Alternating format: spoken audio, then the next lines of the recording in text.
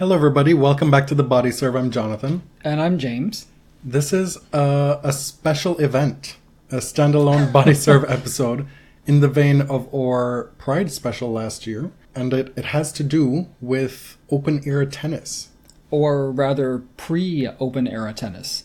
How did we get here? Yeah, because a lot of the discourse in the last year or two with respect to Serena Williams' so-called alleged chase of Margaret Court's 24 slams has brought up a lot of talk about open era, pre-open era with respect to Margaret Court and the validity of her record. This episode will not deal with that necessarily, but more so give a window into what tennis was like in the pre-open era and give folks an idea of how they can make comparisons should they choose to do so.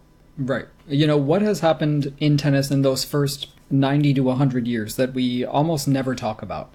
Because I think we have such a recency bias in tennis, and because the early years of tennis were so devoid of reliable statistics, and there was such a mishmash of organizations, that I wanted to understand better what was the first century of the sport like? Who played it? How? Under what conditions? But for Bud Collins's Encyclopedia of Tennis, we really do not have a linear history of tennis in all forms that it existed in. Right.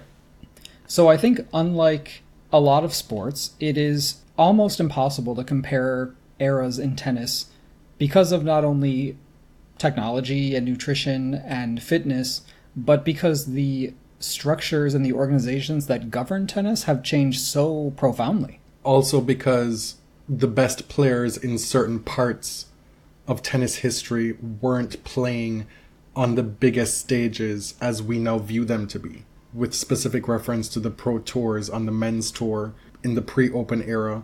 We had all these Grand Slams that were being contested with seriously depleted fields because the best players were not competing in those events. They weren't allowed to compete in those events. And what was particularly interesting for me was even those amateurs that were playing Wimbledon, US Open, French Open at that time, they would tell you, look, we are not the best players in the world. But in today's viewing of tennis history, we look back at someone's worth, whether or not they can be considered in the greatest of all time debates, based solely, really, on their Grand Slam win tallies.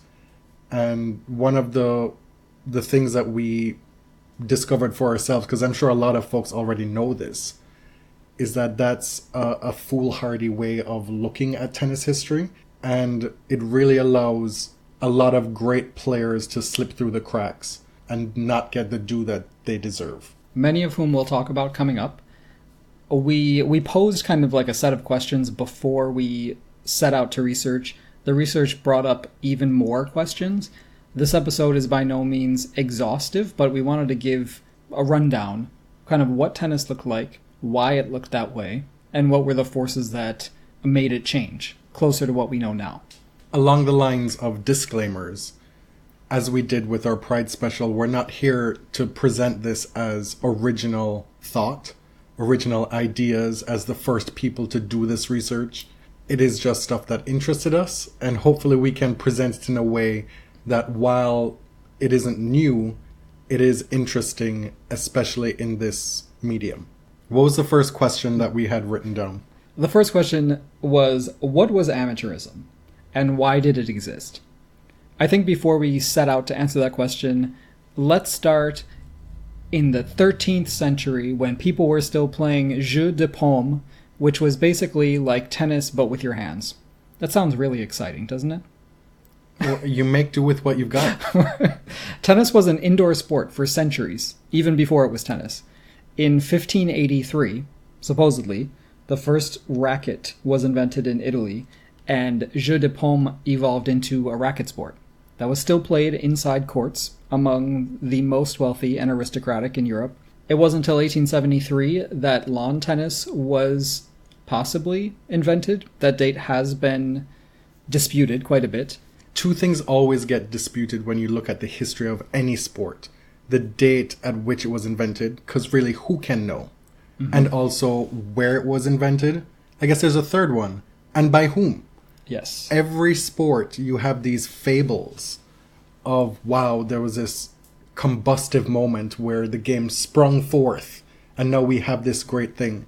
The myth of baseball is probably the most famous beginning myth in all of sport. In 1877, the first Wimbledon Championships was held. Only men. 7 years later, in 1884, the women were invited to participate as well. And tennis slowly grew.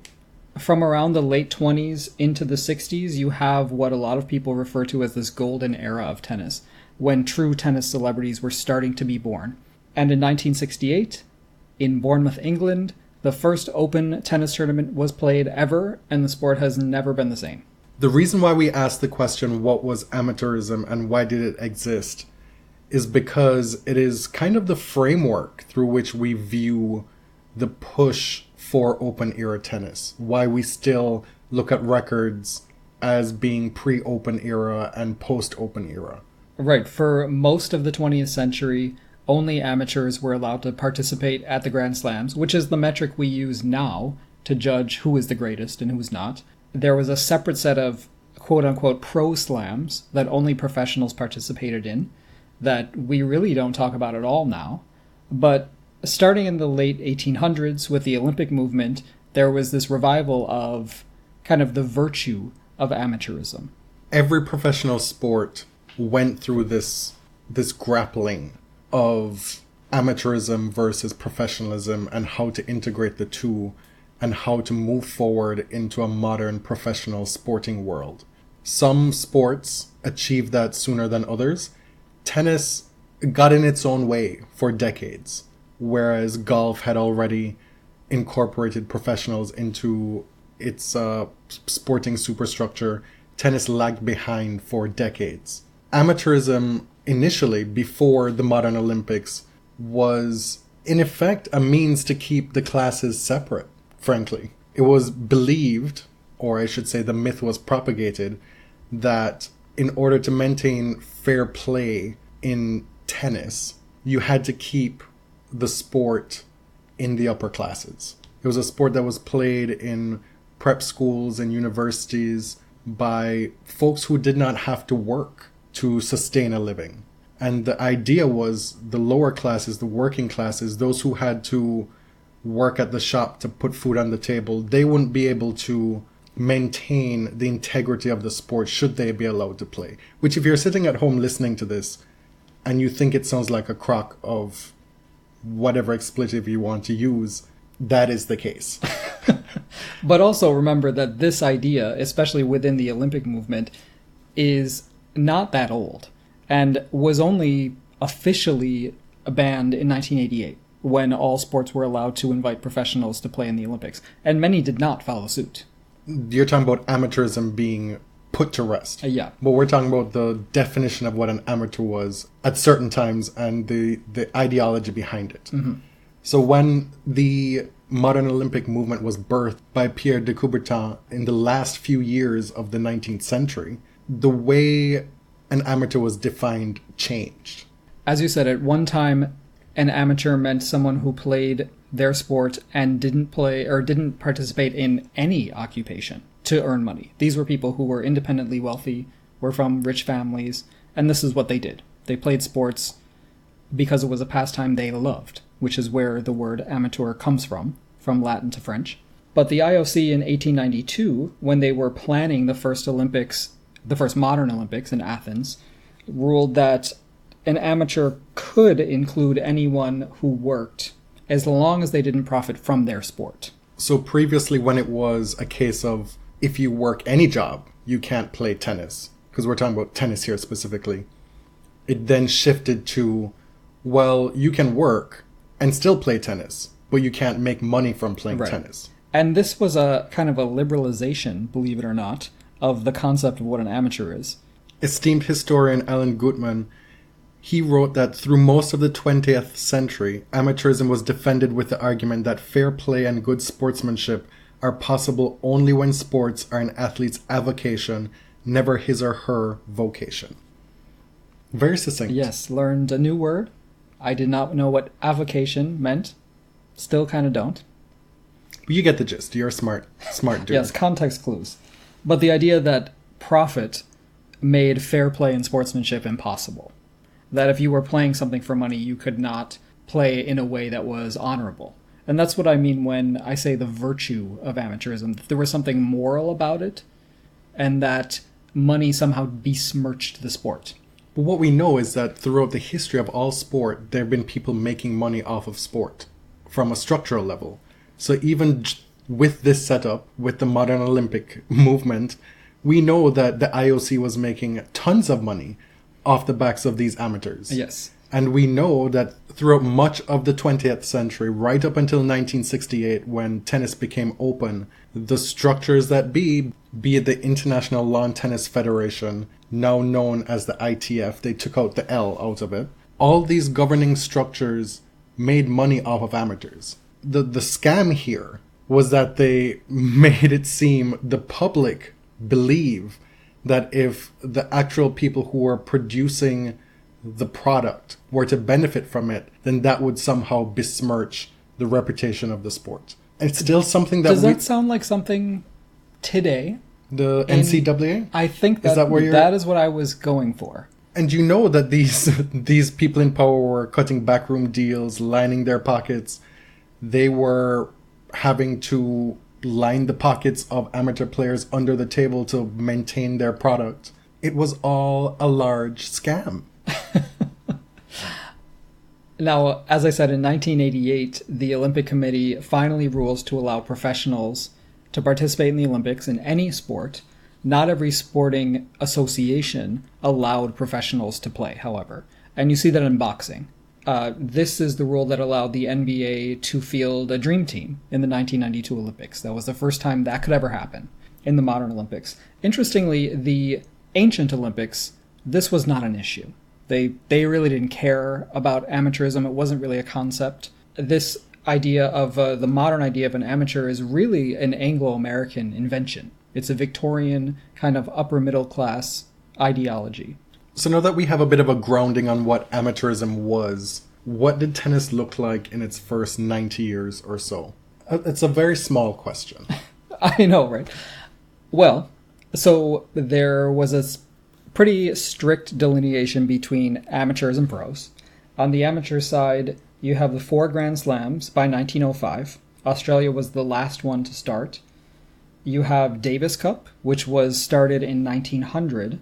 And at the time, Davis Cup was really just a few major world empires facing off against each other. So you have the British Isles, quote unquote, / Great Britain, France, England, Australia. Well, Australia wasn't really an empire.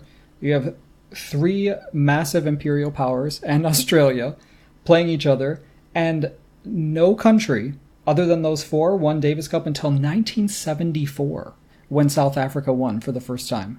It makes sense to me doing this research that the Australian Open, French Open, Wimbledon, and the US Open were the 4 big amateur tournaments because those 4 countries fielded the most successful Davis Cup teams. The correlation between the two cannot be ignored. I don't know if that's scientific. I didn't see anything in the research that necessarily spoke to that, but that's something I deduce. It's impossible to overstate the influence of Davis Cup for most of the 20th century in tennis. It compelled a lot of talented players to remain an amateur so they could continue to play Davis Cup. And I think you can see historically that it started before World War I. There were 2 world wars within 25 years of each other where nations were fighting for nationalism in many ways. And now that we've entered sort of this post-nationalist world in the 21st century, it's hard to understand like what that was like, what that patriotism felt like, how important it was not only for these associations but their players to have that sense of glory and honor playing for their country. Because before the mass professionalization of sport around the world, one of the key ways that sport was used on a global level was for nationalistic propaganda. We saw that in particular, probably most spectacularly, in the 1936 Olympics, with the Americans attempting to squash Hitler's Nazi regime in Germany. And so it's against that backdrop where playing for country is the way that you can most prove your worth in your sport, because you're not being paid. As an amateur, you cannot become a top earner. You can't be rich from playing your sport. The way you can gain riches is from striking out and making a mark for your country. Right. That is the story of amateur sport on a global level in the first half of the 20th century. And that's where Davis Cup factors in. And it's one of the things that gets lost in the last 20 years or so as Davis Cup kind of struggled and meandered along to its ultimate death last year. Well, a point of fact, it is still alive. It's just very much different. In its most well-known iteration. Yeah. That no longer exists. Right. Because that was a structure that was birthed from nationalistic beginnings. Right. And as we go through this, you can see through the changes in tennis, you can see how much the world is a different place than when we started in 1877. Players would forego large swaths of tournaments. You'd have what would normally be a European swing where you'd go and play 4 or 5 tournaments in the spring, and the federation would say, oh no, you're not going to play those. You're going to go off to this location and train for Davis Cup instead. Right, right. And so as the 20th century marches on, you see these imperial powers fall. You see maybe individual people's belief in their country's superiority shaken, or at least less important. And as the professional era dawns in 1968, there are uprisings around the Western world. Paris was in a complete general strike at the very first Roland Garros, the very first Open Grand Slam tournament. And what I want to be like a central part of our research going forward is whether these social movements had a huge impact on tennis, or at least like what are the conditions that tennis evolves as the world evolves. Going forward with this episode or in general? In general. Okay. A point of information, at that very first Grand Slam that was open, the 1968 French Open, over 30 male players, it's not that they didn't play, they couldn't get to Paris to play. Transportation was in such short supply, commercial airplanes weren't flying. There were players that flew into Belgium and Switzerland and took cars into Paris. Once they got to the city, public transit wasn't working. There was a player who made it to the third round without having to even strike a ball because both players that he was supposed to play couldn't get to Paris. But back to the matter at hand. What did tennis look like in the first 90 years? So the men's side, the 4 Grand Slams, Davis Cup, a bunch of amateur tournaments sprinkled through Europe and North America. On the women's side, we had the 4 Grand Slams and Fed Cup starting in 1963. There was also this interesting event called Whiteman Cup, which started in 1923 and ran till 1989 for women only, and it was a UK versus USA event, a team event. And it's kind of like the Ashes in tennis. Not Australia, of course. Is that your comparison? That's my comparison. The UK versus US. Yes. It's like the Ryder Cup? Certainly. But Ryder Cup has Team Europe, right? And Team USA? Yes. Yes. So, as the US dominated thoroughly through the 60s, 70s, and 80s, the Whiteman Cup fell out of favor, became less important, less interesting. But that was there. On the professional side of things, it was all a bit more haphazard. There were random tours. There were, they called these barnstorming tours.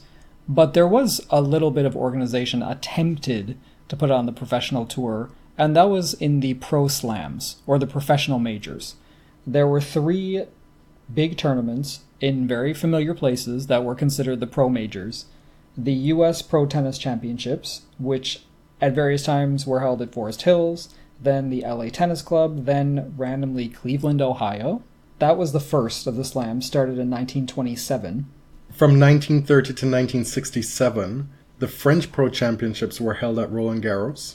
Of course, a few of those were missed due to World War II. And then from 1934 to 1967, the Wembley Championship was held at Wembley Arena on wood. Clearly, this was an attempt to put some regulation, some predictability on the Pro Tour and be able to decide here are the best players. It factored into the pro ranking, which was also a bit mysterious. We don't have official rankings for a lot of those years in the Pro Tour. Women did not compete. They did compete one time out of all those years at all those tournaments in 1960 when Althea Gibson won the U.S. Pro Championships in Cleveland indoors. One of the main reasons for that, and it's something we'll get to later on, is the fact that the majority of the top amateur women did not turn professional. And when they did, there wasn't much of a market or a tour for them to play on because there were so few of them. Right. So you find yourself locked out of the Grand Slams because you've gone pro, but there's really not an infrastructure for you to move into. And if you get an initial offer that's maybe lucrative, say you get a $50,000 offer to go play a string of professional matches against one person, it's not sustainable. It's a one-off thing. You collect, you cash in that one time, and then there are no more opportunities. Unlike the men who had this sustained professional tour, mainly run by Jack Kramer. So we know that all the top tennis players that we know in the history of tennis started as amateur tennis players before 1968. What happened to them once they gave up that status to chase some money and become professional? Right. Typically, they would go on this thing called a barnstorming tour. They would sign a contract as a pro. They probably have just come off of some huge win or string of Wimbledon victories, and they are the challenger, and they'll face off against one of the top pros currently playing. They'll play something like 100, 150 matches over a bunch of different cities over 5-6 months, always against the same player, and the challenger would always make significantly more than the kind of incumbent, the pro who was at the top. When we look back on the professional tours, the person who's written about most in terms of the promoter is Jack Kramer. It started with Jack Harris around the World War II years. He was then supplanted by Bobby Riggs, somebody who you may be familiar with. And then Jack Kramer then took over the reins as the promoter and the owner of the professional tour. You talked a little bit about how that setup worked in terms of the barnstorming and having a champion and a challenger. Jack Kramer's philosophy with running his tour was that he would have this champion who would be challenged by the top amateur that he could sign and pluck from the amateur ranks. What you ended up having was every year Jack Kramer was looking to sign the undisputed top amateur player. When Jack Harris was running the tour, Don Budge won the Grand Slam in 38, he signed him. Oftentimes you'd see, if you look back through the course of history and you look at who won maybe 2 or 3 slams in one year, that person then became professional the next year. Because beat Harris, beat Bobby Riggs, beat Jack Kramer, they were always coming a calling, trying to sign that person to then become the challenger to take on the champion for the next year's professional tours. Pancho Gonzalez was the challenger that was signed in the late 40s after he won his 2 amateur slams. And what was interesting about him and how you can use his story to frame how this professional tour worked, he kind of underestimated how difficult that whole transition was going to be between the amateur tour and the professional ranks. And so when he turned professional, he was like, okay, I'm going to do this. He ends up losing horribly in his first year to Jack Kramer. And because he loses so badly, he doesn't then become the champion to then be challenged the next year. He becomes discarded. And so somebody who has this promising amateur career at 20 years old, gives it up to chase the money, is now left without a place in amateur or professional tennis. Gonzalez is one of the few people who was able to come back from that. He kind of went away for a few years and then rebuilt his game to the point where he could make a case for himself as a top professional when Jack Kramer was retiring as the champion himself. Mm-hmm. And then that's how he was able to kind of inveigle his way back into the professional tennis setup. Fueled by hatred for Jack Kramer. Yes. Mutual hatred. And so from Gonzalez in the late 40s to Ken Rosewall to Lou Hode to Rod Laver, all these guys, Ellsworth Vines as well, in the late 30s, they win big on the amateur circuit and then they take the immediate payout to become a professional, banking on themselves to then become the champion and be able to have a long career in the professional ranks. An interesting example, I think, from the transition from amateur to pro is Fred Perry, who did so in early 1937. He had just come off of 4 consecutive Davis Cups. He won 3 consecutive Wimbledon titles. 1936 was the last time an Englishman won. He decided to go pro. He was convinced by Harpo Marx, of all people, of the Marx brothers, to go pro in an era when it, quote unquote, wasn't done. He's an Englishman, he's beholden to the Lawn Tennis Association, but he said that he never felt really embraced by the LTA and by that sort of Oxbridge set, because he was Northern, he wasn't old money like most of them, and he was kind of hard-headed. Like, he described himself as uncompromising, he wasn't into platitudes. This sounds like the most recent British man to win Wimbledon, doesn't it? Northern, in Scottish in his case, but someone who isn't really down with pleasing the old money fuddy-duddy types of the All England Club. So Fred Perry goes pro and starts this barnstorming tour with the American Ellsworth Vines, who at the time was the top player in the world. Top professional. Yes, but by most accounts the top player in the world as well. One of the best of the first half of the 20th century. Perry was guaranteed $100,000 for 5.5 months of work, which in 1937 you can imagine was a whole shitload of money. And apparently he made quite a bit more than that. He and Vines toured for 20 years.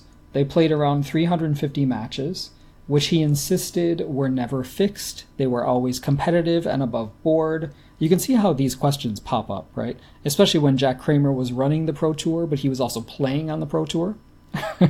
The questions of integrity. The questions of conflicts of interest are embedded in the history of tennis. Indeed. Because if you have this tour that's running hundreds of matches, how do you keep public interest when the head-to-head by May is 100 to 20? Right. And you did see that often. You often saw the top pro just blow away the challenger. And Lou Hode talked about that when he went pro in the late 50s, that he was wiped off the map in his first tour, which is an argument to say that it wasn't fixed. Something that was interesting is that Fred Perry, the British hero, the record holder, was stripped of his membership in the All England Club as soon as he went pro. Suzanne Langlois was also stripped of her membership in the late 20s, and it was reinstated in 1949, but you can see the disdain and distaste that the old guard tennis people held for professionalization. It's not just that. You had to have stakes involved and make examples of people to maintain your product. Right. If you are the gatekeepers of amateur tennis, you can't just have people leaving the ranks and diminishing your product without consequence. Right, because it wasn't just morality. It was, we can't afford to lose these people. We need our heroes to play Wimbledon and Davis Cup. We stand to make money off of these events. And a little bit of karma. After 1936, when Fred Perry went pro, Great Britain did not win Davis Cup for 79 years and did not win Wimbledon for 77 years. And one man, a Scot, is responsible for both of those things. I mentioned previously that oftentimes the top amateur would be coming off the back of 2 or 3 slams in 1 year and then get signed to a pro contract. Examples of those, Rod Laver, he won, of course, the calendar year slam in 1962, winning 4. Jack Kramer won 2 in 47. Don Budge, the calendar slam in 38. Tony Trabert, 3 in 1955.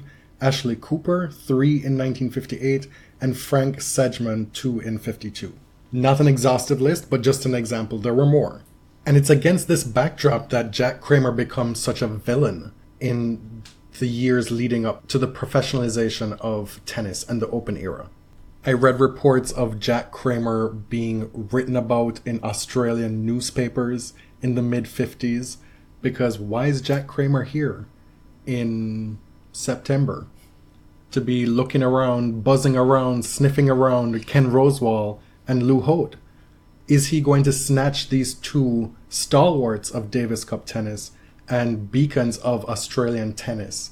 Initially, he was only able to get Rosewall, and Lou Holt held off for a little while longer, eventually going on to win a whole bunch of slams before he himself turning professional. But there was really no resisting Jack Kramer and the money he was throwing at you. We're talking about anywhere from $75,000 to $125,000 in the mid-1950s. When, save for under-the-table payments, you're getting per diems from your national tennis organization to play at these amateur tournaments. Like, the comparison, to say it's lopsided is not even doing it justice. These were people who were starting young families. They had kids to raise. Tennis travel is expensive. You're sacrificing being away from your family for what? Right. You're seeing people win Wimbledon and earning $20 per diem. We have Nancy Ritchie winning the 1968 French Open, and because she was an amateur, she didn't win any money. She said she collected $27 per day for her per diem, and even then she had to fight to get that from the US Federation. Right. The one player who did resist, and he reaps the benefit of it now, is Roy Emerson. He stayed on the amateur circuit, and he won his 12 slam titles, and now he remains in the conversation for GOAT. When, interestingly enough, he played on the Grand Slam circuit at a time when it was so depleted. Rod Laver wasn't there, Rosewall wasn't there, Pancho Gonzalez wasn't there. So many of the absolute best players in the world were not playing at the Grand Slams while Roy Emerson won his 12 titles. And that's just the tea. Right. But it's a big reason why you don't hear him bandied about as a GOAT. Even though for many years watching tennis, I was like, who is this Roy Emerson guy and how does he have so many titles? And nobody's saying he's the greatest. You know, Borg and Laver were always considered GOATs before him. And it's because, like, Ken Rosewall was winning 14 pro slams while Emerson was out here in the amateurs winning all these majors. We heard of Emerson when Sampras was trying to break his record. Right. But even then, people were still having these conversations. Well, even if Sampras gets to 13, is he the GOAT or is it still Laver because he won the calendar year Grand Slam twice? Or is it Agassi at that time? Because he's won 8, but he's won them on all surfaces, as well as the Olympic gold medal. The discussion of men's GOAT was an entirely different conversation before the rise of the big three. Right. Which has just wiped this all off the map completely. Bill Tilden was actually considered the greatest of all time for probably a good 40, 50 years. Won all those US Open titles, finished with 10 Grand Slams on the amateur level, played for so long, into his 40s on the pro level.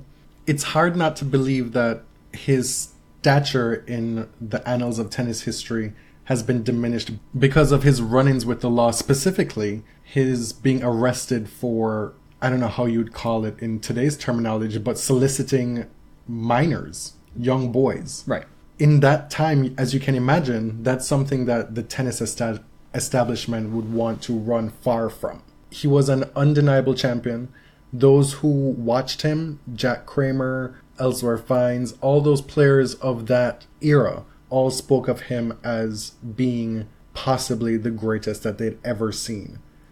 Because they weren't looking at it through a lens of how many amateur slam titles you've won. They were looking at it based on what they actually played against and what they could see on the tennis court. We've hinted at the relative quality of amateur versus pro tennis. Perhaps this is something that you can get into a little bit more here. One example that I found was a first-person narrative from Lou Holt, who went pro in 1959. In 56, he was one match away from winning the calendar year Grand Slam. He was the runner-up at the US Open. He won Wimbledon in 56 and 57. Jack Kramer lured him onto the Pro Tour and told him, listen, you're the best. on the amateur level, you can beat anyone on this pro tour. You'll be able to beat Pancho Gonzalez, who at that time was undisputedly the best player in the world. Immediately, Hode started losing in 1959 when he went pro, and losing badly. And he lost his first 9 matches straight, and finally snapped that losing streak against Ken Rosewall. More embarrassingly for him was, at that time, the tour started in Australia. So he was losing as the challenger, as the next best thing on home soil. And you see this again and again when the top amateurs go pro. Rod Laver, one of the GOATs, goes pro after winning his Grand Slam in 1962 and lost to his countryman Ken Rosewall 11 matches to 2 in 1963. His level was clearly well below the level of the pros because these guys were the best, but they were also playing the best week in and week out. This was like an ATP World Tour Finals every week. Quoted by Kim Chapin in Sports Illustrated, one of the leading tennis reporters of the time, Laver said, "I knew I was playing badly. I don't know what it was. After 1962 and the slam and everything, I guess I felt there was nothing else left. I played 5 tournaments in December before the challenge round and won just 1. And I shouldn't have won that. Newcomb and Roach beat me, and they were just kids. In the amateurs, especially my last 2 years, there just weren't that many good players around. And I could build up slowly to the last 2 or 3 rounds of a tournament, and everything would be okay. But that Australian tour, it was like playing a final every day." So this is Rod Laver, in many people's eyes, the GOAT, up until this Big Three era, saying that his 1962 calendar year Grand Slam was not really that hard. No. Or less difficult than his first year as a pro. So this is the context that we have to view these GOAT discussions. It is really, really difficult to compare these eras because tennis simply didn't make sense back then. And one of the things that we want to make clear from this episode is that there are a handful of players, specifically on the men's side, who get lost to the annals of history because we are so wrapped up in slam tallies now. While Rod Laver was winning 4 slams in 1 year in 1962, Ken Rosewall was out here winning pro slams on his side of the fence that essentially amount to nothing. Right. I mean, who cares about the Wembley Championships now? But you look at the draws to some of these tournaments and it's crazy. And you see the names who won them repeatedly. Pancho Gonzalez, Ken Rosewall, later Rod Laver, Bobby Riggs in the 40s. The pedigree is insane. So now you know that tennis for the first half of the 20th century was the Wild West. In the 50s and 60s, this conversation about opening tennis, allowing professionals to play in the most prestigious events, is really coming to a head. It had been happening for decades. A lot of folks talking about, well, why can't we do this akin to golf? Golf has figured this out. Why can't we do this here? But the point at which you get the tennis powers that be to agree to this, along with the national federations with Davis Cup in the background, this doesn't really come to a head until the 50s into the 60s. Right. So we know why it's being resisted, but why move to open tennis? What are the factors that make people want to change the way tennis works? A big one is what they view as hypocrisy in tennis. A lot of pros were talking about the idea that amateurs earn money under the table is offensive to them. They called it shamateurism. You see amateurs being quote-unquote employed by sporting goods companies throughout the 1950s. Ken Rosewall was still an amateur and was supposedly making $2,500 a year with Slazenger as their promotional man. Another big factor was the fact that people were starting to notice that Grand Slam tournaments were boring. Newspapers were writing about weak and unexciting Wimbledons. And so the sheen, the prestige of these big tournaments was wearing a bit thin in the 50s and early 60s. Meanwhile, you have somebody like Jack Kramer getting all of this publicity all around the world, able to champion the merits of his professional tour, chief of which being, I have the best players in the world. So how is Wimbledon able to continue to stand on its own as the preeminent tournament in the world when it can't field the best players in the world, when its champion is widely believed by the public to not be the best player in the world?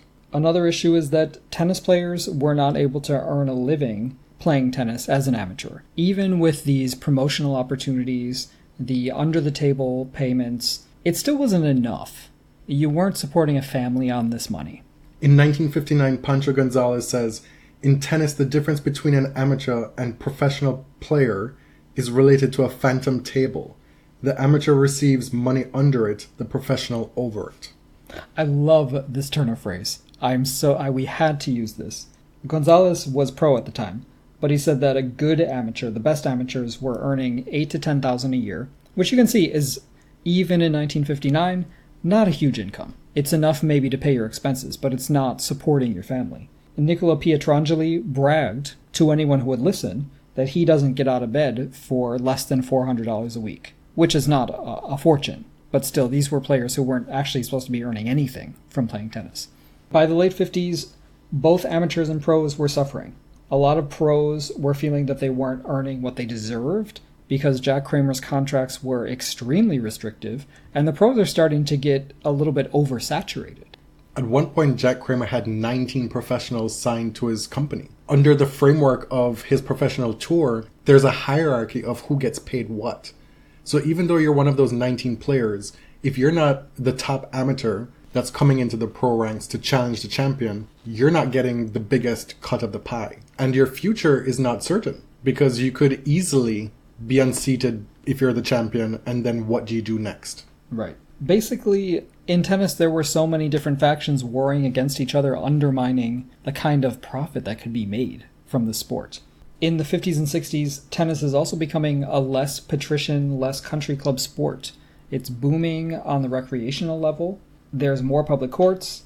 There are way more high school tennis programs. In the 50s, it was the 8th most popular high school sport, right behind football, which was very surprising to me. And people like Pancho Gonzalez saw tennis becoming more of a people sport, that with this public interest in playing it recreationally, crowds became a little more raucous, a little more into it. It wasn't country club crowds looking back and forth. That, if you've ever seen Strangers on a Train, everyone in their country club whites on their best behavior, it was becoming more of a game that anyone could enjoy. Of course, not anyone, but a little bit more working class. We'll talk a little bit more about Pancho Gonzalez at the end of the episode, but damn near everybody who ever spoke about Pancho Gonzalez referred to him as a son of a bitch. That he was a mean, miserable person, that when he first turned professional, after he had that amateur success, he was an affable guy. But when he went through all the losing and all the trials of trying to make a living as a professional tennis player, he is the person who, from start to finish, really, in his professional career, saw it all. And he kept Jack Kramer's professional tour going on his sweat and anger. I'm not going to say sweat and tears, his sweat and anger. Yet he did not reap nearly the benefits financially that he believed was owed to him. Right. So in the early 60s, you see open letters from prominent figures in tennis addressing this problem. People in the sporting world knew this was a problem, and there were 10 million solutions presented. There are too many to go through here, and they're not really that interesting. Some people like Gonzalez thought there should still be a very clear line between pro and amateur, but the hypocrisy and the corruption was the problem. Other people thought there should be several different categories of players. And throughout the 1960s, the ITF is forced to vote on these things. ILTF at that time. Sorry, yes, the International Lawn Tennis Federation, which becomes the ITF as we know it. Similarly, the US LTA dropped the lawn from their name. In 1960, after Wimbledon, the ILTF held a vote on whether or not to create open tennis tournaments. Sports Illustrated wrote that summer that there is, quote, no apparent opposition to this vote. They were so wrong. The big powers that we know, those Davis Cup powers, UK, US, Australia, France, all voted yes with their 12 votes each, but the motion actually failed by 5 votes. They underestimated all of the small national federations who were not into open tennis. A lot of the small countries saw no advantage to it because they thought their small tournaments would suffer. They thought that they would have difficulty training players with their facilities to become as good as pro players. So the amateur tour allowed smaller countries to field players against really a field that wasn't as strong as the pros. And this was openly acknowledged. Jack Kramer was excluded from most of these conversations. All the national federations, the ILTF, everybody was having serious discussions about opening tennis. Nobody wanted to talk to Jack Kramer. Everybody resented him. One of the original musketeers of the late 1920s, Jean Boitrat, from France, was the president of the ILTF at the time, and he was a true believer. He was part of the Coubertin Olympic movement, that school of thought. He had ideas to create like 3 different classes of players, but even in 1961, his ideas were passé. He knew he was behind the times. Again, in 1967, the ILTF votes for open tennis. Again, it is voted down. This time, the chairman of the All England Club said, you know what, that's just too bad, because Wimbledon is going to be open in 1968. You don't expect Wimbledon to be the vanguard. Imagine that. Imagine that. Wimbledon at the forefront of change in tennis. Yes. Chair Herman David of the All England Club brought a vote to the Lawn Tennis Association in December 67, and they took the unconstitutional step to approve an open Wimbledon Championships in 1968. In February 1968, the USLTA does the same. They approve open tennis. And so at that time, you have Wimbledon, you have the US Open, they're on board. And if you recall, in those days, the Australian Open wasn't played in January. So in 1968, the 4 slams were still yet to be played. And so when this happens, the ILTF is kind of sent into a frenzy, a panic. And they said, well, our hands are tied at this point. We just have to get on board. And so in the spring of 1968, that's when the first Open Slam is held. But before then, the first Open tournament happens in Bournemouth. Which is played on hard court, which is actually the old way of saying this weird clay court substance in England. Ken Rosewall, somebody who turned professional in 1956-57, he's been out of the amateur ranks for over a decade. Yet he is the player to win the first tournament in the Open era, and he's also the first man to win the first Open Slam tournament at the 1968 French Open. After being a professional for all these years, he still beats Rod Laver in Bournemouth in 1968, and then he goes on to win the French Open final in 1968 as well. Just rewinding for a moment, the ILTF actually did consider banning the LTA from the ILTF, briefly. And I think they saw the error of their ways. Imagine banning Wimbledon from the Grand Slam circuit. But there was an emergency meeting, which eventually approved 12 open tournaments in 68, 30 open tournaments in 1969, and then the rest is history. Like, tennis was changed forever. Not that simply. No, definitely not. It wasn't just a case of, everybody's a professional player now.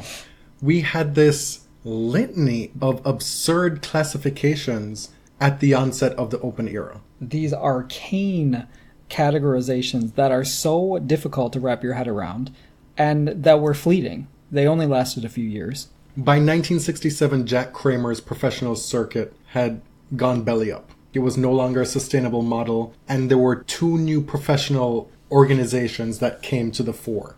The first one being the World Championship Tennis League, and then the National Tennis League. And so by 1968, we see an explosion of amateurs turning professional. And we see for the first time a mass signing of women into the professional ranks, where you have Billie Jean King, Rosa Casals, and a host of others becoming professional ahead of the 1968 Grand Slam season. But they're playing for these 2 professional organizations. There's a lot of things going on in tennis at this time. People signed to different professional leagues, still playing for their national federation, competing against amateurs. It's all happening. Mm-hmm. Then one professional league would prevent their players from entering a Grand Slam because the other professional league's players were playing. There were instances where you could be a professional player at one Grand Slam, but another Grand Slam wouldn't recognize you and wouldn't pay you prize money. That happened to Margaret Court in 1968. The USTA didn't recognize what they call registered players, so Margaret Court won prize money at Wimbledon that year, but only got this $20 per day per diem at the US Open in the same year. Because registered players were allowed to collect prize money, but still able to maintain amateur status toward being still able to play Davis Cup and Fed Cup. Right.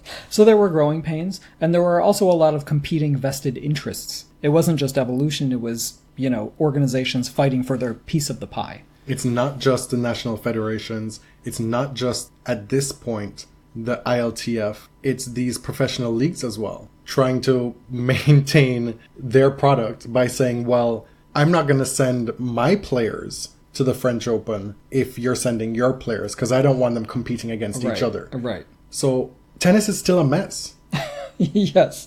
All the way up to 1973 when the ATP was formed and the ATP boycotts Wimbledon. That's a subject for another day, but those first 5, 6, 7 years of professional tennis are absolutely wild. You mentioned that some of the top women were signed as pros. Billie Jean King was the first professional woman to sign a pro contract in the Open era in 1968 with the National Tennis League. But as the National Tennis League was funded by Lamar Hunt, who was this Texas oil baron, the women were basically abandoned the following year in 69.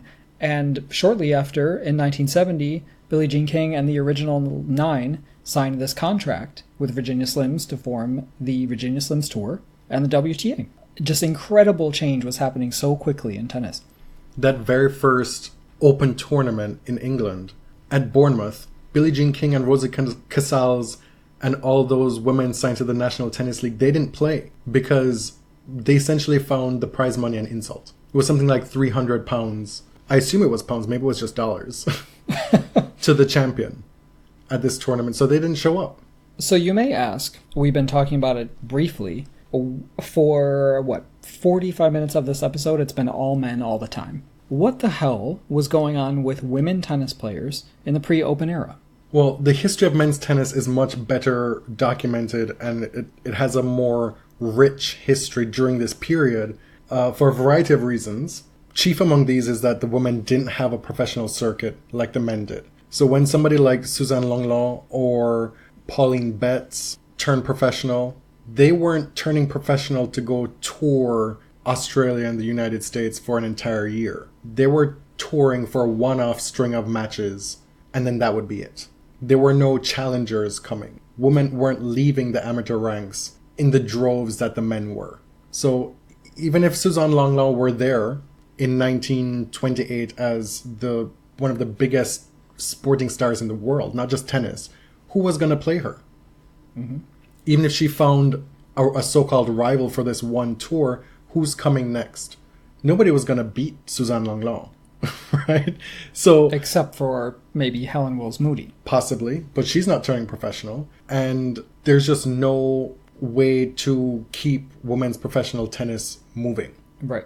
Especially if you look at Lenglen, one of the most glamorous and famous professional female tennis players of the first half of the 20th century. She cannot make a living from playing tennis. If she can't, no one can. And as a result, you see a lot of the early tennis greats on the women's side rack up these massive slam totals. Right? Helen Wills Moody won 19. Margaret Court, of course, won 13 right before the Open era. Maureen Connolly winning 9. Lenglen winning 8. And consider that a lot of these careers were stopped by world wars. Althea Gibson turned professional in 1958. Clearly the best player in the world, but there was no professional circuit for her to play on. What we ended up seeing from Althea Gibson is that she ends up becoming an opening act for the Harlem Globetrotters against clearly inferior opponents. And she wasn't able to play full matches. They would give her just a set to play to open up for these basketball players. There was no rose wall to her laver. So the net effect is that the product of her as a professional tennis player felt cheap. It felt like a gimmick. And so with no amateur tennis to be able to play in 1958 onwards, and opportunities for professional tennis for Gibson drying up quickly, what does she do? She eventually becomes a professional golfer. I feel like this is part of Althea Gibson's story that a lot of folks don't necessarily know. Well, she was actually excellent as a golfer. She was a little bit too old when she made the transition. Mm-hmm. She sang. She Yeah. recorded records. She wrote a book. What, was on the Ed Sullivan Show singing? You mentioned Suzanne Longlon not being able to make money from tennis as the unquestioned best of her time, as one of the greatest stars in the world at that time. And she was quoted as saying, "Under these absurd and antiquated amateur rulings, only a wealthy person can compete. And the fact of the matter is that only wealthy people do compete. Is that fair? Does it advance the sport? Does it make tennis more popular? Or does it tend to suppress and hinder an enormous amount of tennis talent lying dormant in the bodies of young men and women whose names are not in the social register?" I found this to be one of the most telling parts of the research that we did. We'll get to Margaret Court a little bit later on, and one of the things that's talked about her with respect to this ongoing GOAT debate now with Serena Williams is that she didn't have the level of competition that professionals have now. Folks didn't go to Australia to play the Australian Open. The quality of our opponent was not the same. This got me thinking, well, damn, how many women in particular were discouraged from becoming tennis players because not only was it frowned upon to be athletic, not only was it unlikely that you'd make a career out of it, but you also had to contend with the societal expectations of you as a would-be mother, as a nurturer, as a home taker, as a wife. Like the obstacles to overcome to become a champion women's tennis player up until very recently was prohibitive of really having a talent pool that could give somebody comfort in knowing that you played against the absolute best in the world. Right. And beyond the very obvious problems of women being pressured into not having careers, into having children and supporting families, sport was frowned upon as a 20, 30-year-old woman. Beyond that, there was actually no infrastructure that you could play in. Like, there was no way to make a living for most women. Langlois made a whole heap of money after she went professional, but that wasn't sustained. And there was no organized tour for her to play in. And so you see from like the 30s into the 60s, there was literally no professional tour for women until those 4 women signed with the National Tennis League in 1968. So you think about that's 40 years of top female athletes who didn't really have the opportunity to make money off of their talent. And they were only able to showcase their talent because of the status in society that they came from. Yes, correct. One of the things that we found, I should say you found specifically, that you wanted to talk about was with respect to this GOAT debate on the women's side, our research, your research, leads you to believe that Margaret Court gets kind of a bad rap. Well, it's complicated. I don't want to put that on the record. It's complicated by a number of things. The fact that she's such a repugnant figure in her dotage, that she's very difficult to root for now. Really, no matter where you are on the political spectrum, she's kind of a nasty person. She was difficult to root for back then. She was actively undermining Billie Jean's efforts to get the Women's Pro Tour started. She said she didn't care about equal prize money. She was there to get hers, go home, be a mother and a wife, and that was it. She said she was not a women's liber, and she never asked for equal prize money. She was also a proponent of apartheid. She thought that the South Africans had figured out the race problem. So, looking at Margaret Court objectively is extremely difficult. But what I found in kind of studying the pre-open era of tennis is that this legacy is extremely complicated. I've said it before that Margaret Court was a superior athlete, is literally the most decorated champion in tennis history, men or women. Now, the fact that she's won the most titles, does that mean she's the best? I have no idea. I tend to disagree. But she achieved these things, and we can't take them away. Why I say it's complicated is that in the 1960s, when she won 13 slams, there was no pro tour for women. You say 1960s, but before the Open era. That's what you're referencing. Yes. She won 13 slams before the Open era in 1968. There was no pro tour for women. So you have to assume that the best women who were playing were playing on the amateur tour. Should they have chosen to travel to respective slam tournaments?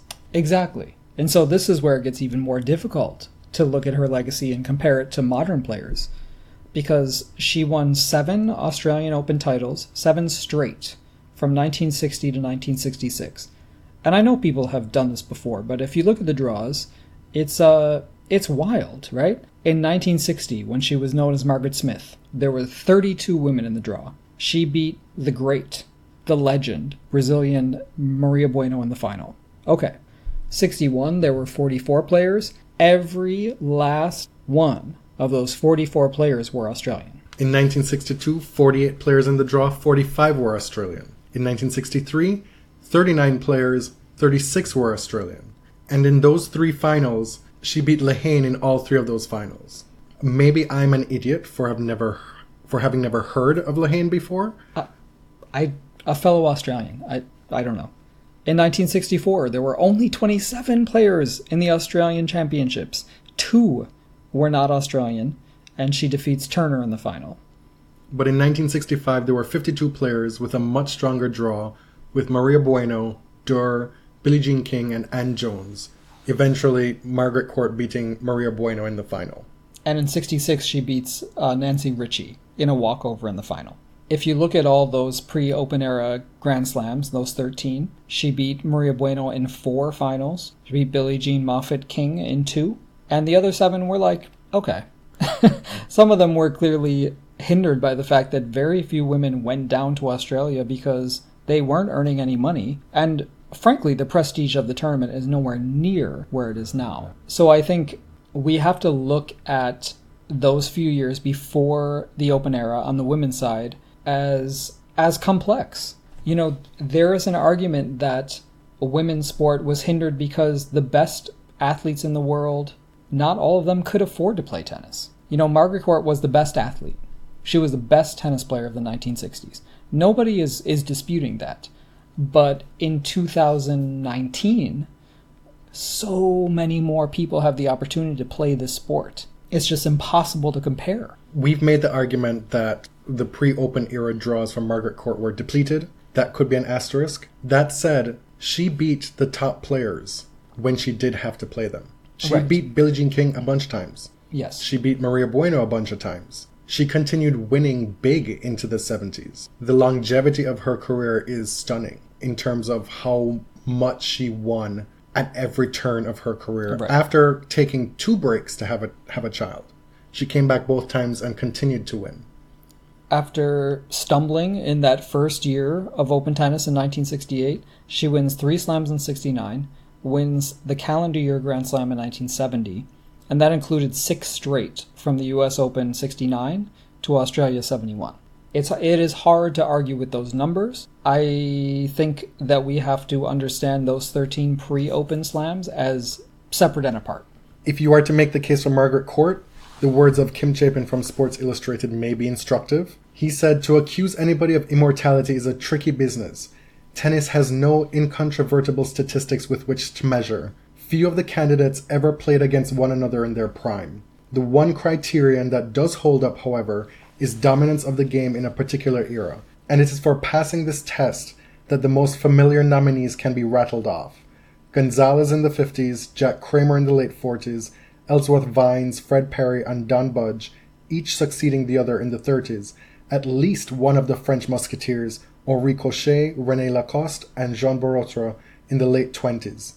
Bill Tilden before that, and Australia's Sir Norman Brooks in the years prior to the World War I. That lens at looking at the greats of tennis can be applied to Margaret Court here. Potentially. Because of her era, she was the unquestioned best. There are just so many mitigating factors to make a comparison across eras. That said, she ain't the GOAT. We talked about Margaret Court. Other players who look quite a bit better in retrospect, who you may not hear about often, Ellsworth Vines, whose peers described him as one of the greatest players who ever lived. And especially, I mean, the name has been bandied about a lot in this episode, but Richard Pancho Gonzalez, who a lot of tennis hipsters believe is the GOAT.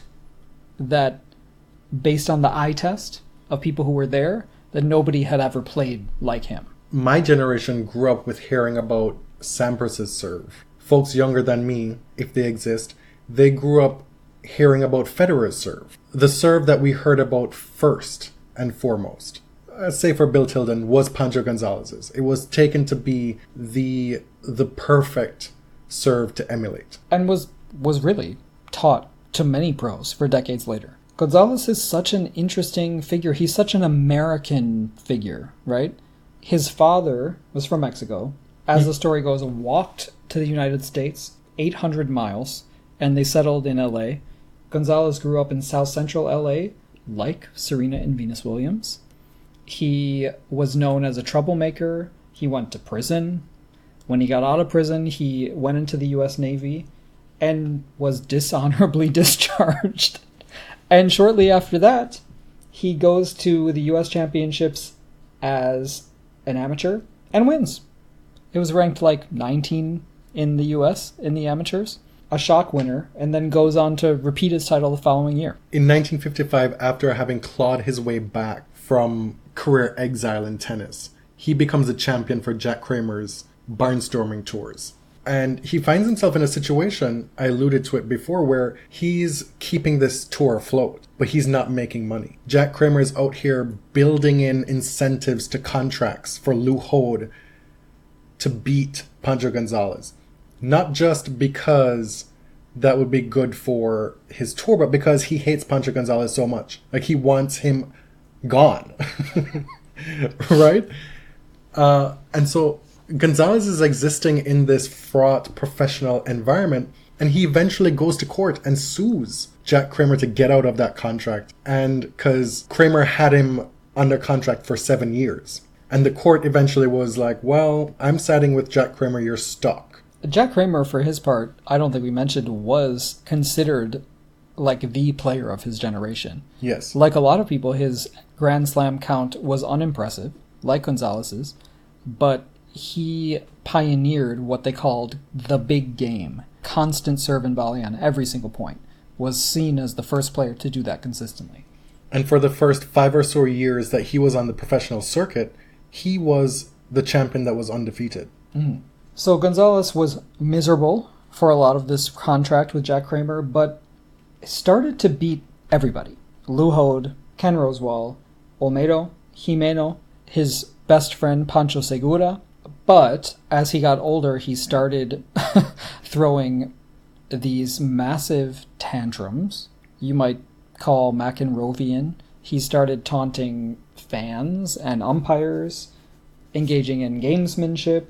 And so this becomes part of his legacy, that you called him, a lot of his peers called him a real son of a bitch, which is really like the 50s way of saying a mean motherfucker. Mm-hmm. Everybody knew him as that. He was difficult to get along with. But there you see this incredible respect from his peers, people speaking in such celestial words describing his game. I think Gussie Moran described him as a god patrolling his kingdom. S.L. Price, who wrote this excellent SI story about him, said, a serve so powerful it inspired cries to remake the sport. You think about the longevity of Pancho Gonzalez's career, it's wild. And not only did he win his amateur slams, he then carried professional tennis on his back, and then wanting to stick around for, or I should say come back for the start of open tennis. At 41, he plays Wimbledon in 1969 and ends up playing the longest recorded match in tennis history until it was broken by John Isner and Nick Lamau a few years ago.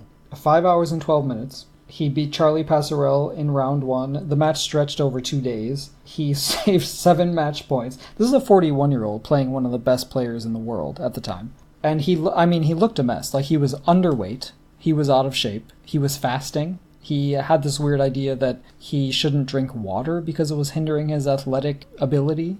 He shouldn't have won that match. I said longest match. I should say longest Wimbledon match. Right.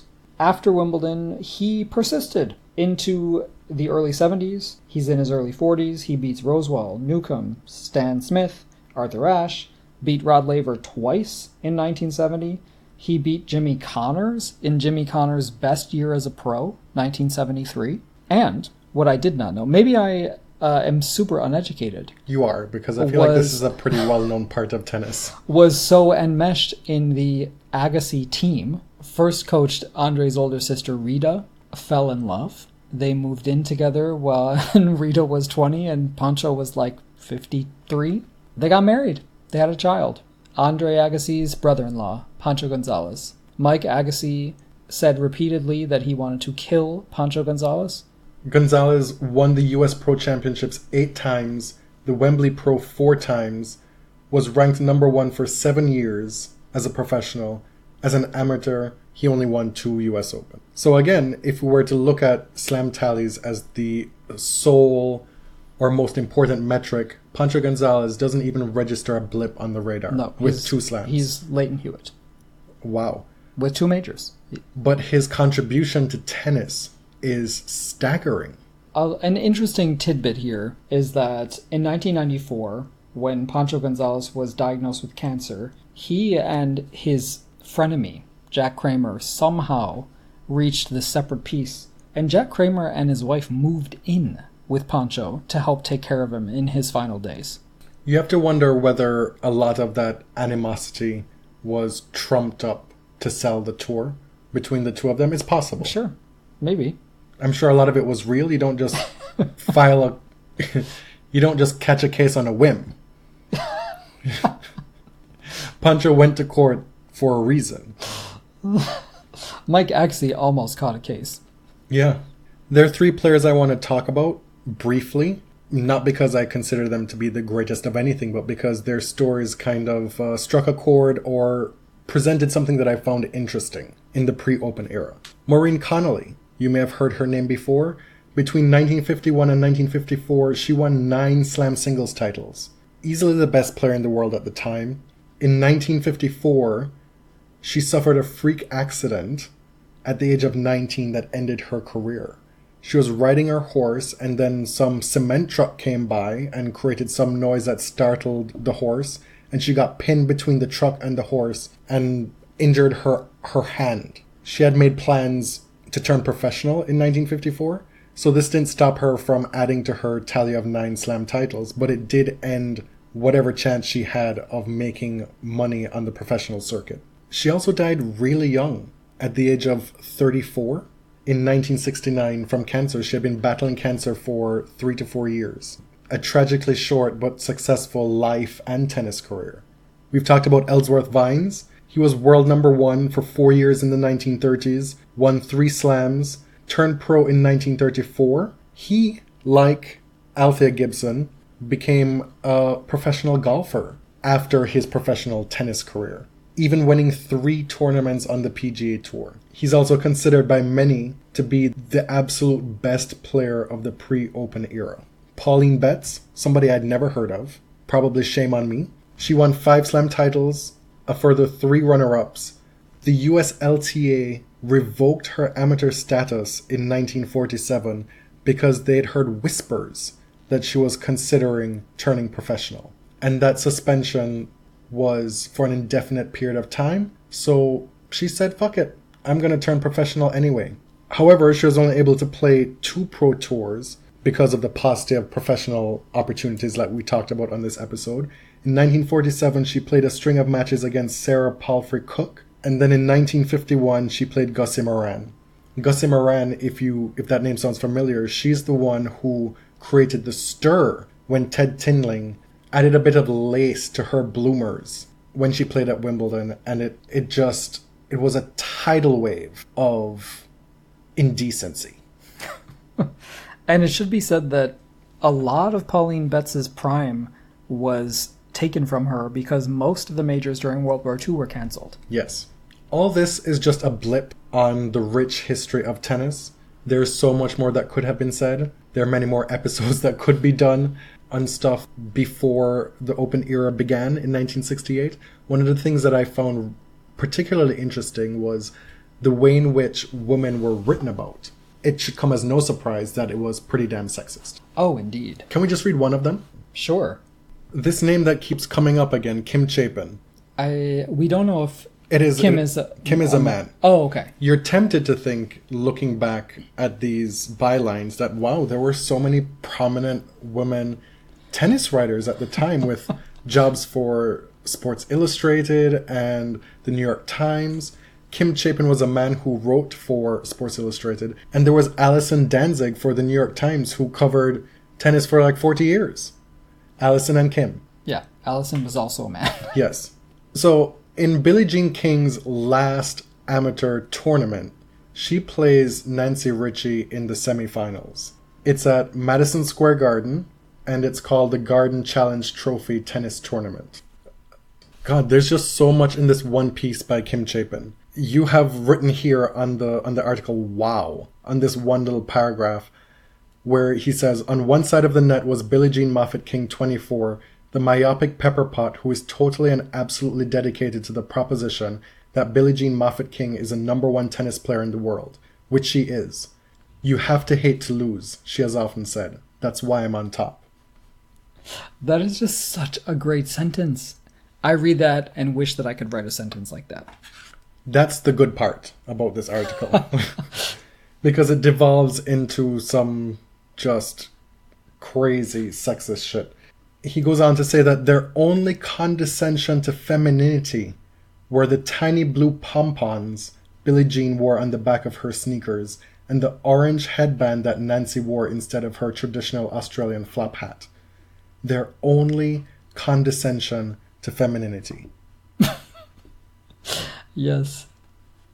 They deigned to be feminine by wearing blue pom-poms. He goes on to refer to them as girls all throughout the article. He says of Billie Jean, who has opinions on just about everything and who is a longtime advocate of open tennis, was, despite her loss to Miss Ritchie, ecstatic about the professionals. Has opinions on just about everything. It is so fascinating to read this now. This is an article written in 1968. They had no idea the storm that was coming from Billie Jean King. I think this is a good way to end the episode.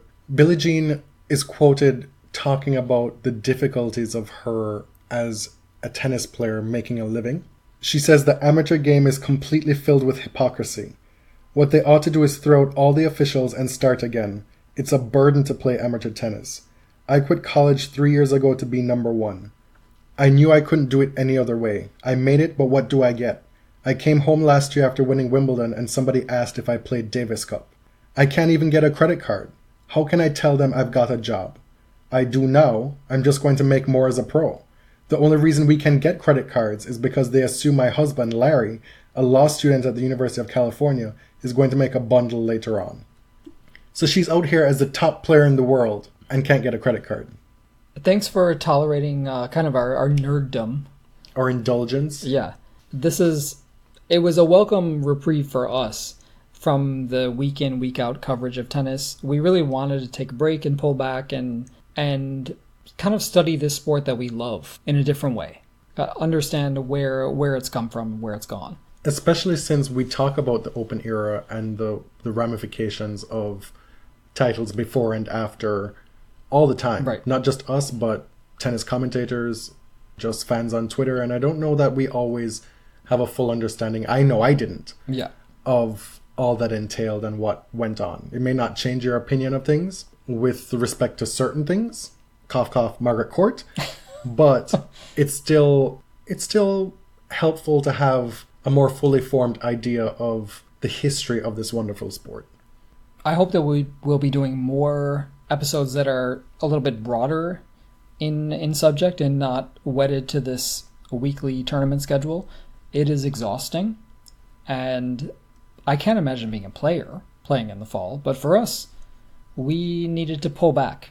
Can you imagine being a professional tennis player in the 1950s, playing hundreds of tennis matches against the same person? Mm-hmm. Who's better than you? Day in, day out, week in, week out. What a time to have been alive. Thanks for listening. My name is Jonathan. You can find me on Twitter at tennis_John. And I'm James. I'm at ElliotJMR on Twitter. 2 L's, 2 T's. The podcast is at The Body Serve on Twitter, on Instagram. You can find us on iTunes, whatever podcast catcher you use, and also on Spotify. Thanks for listening. Till next time.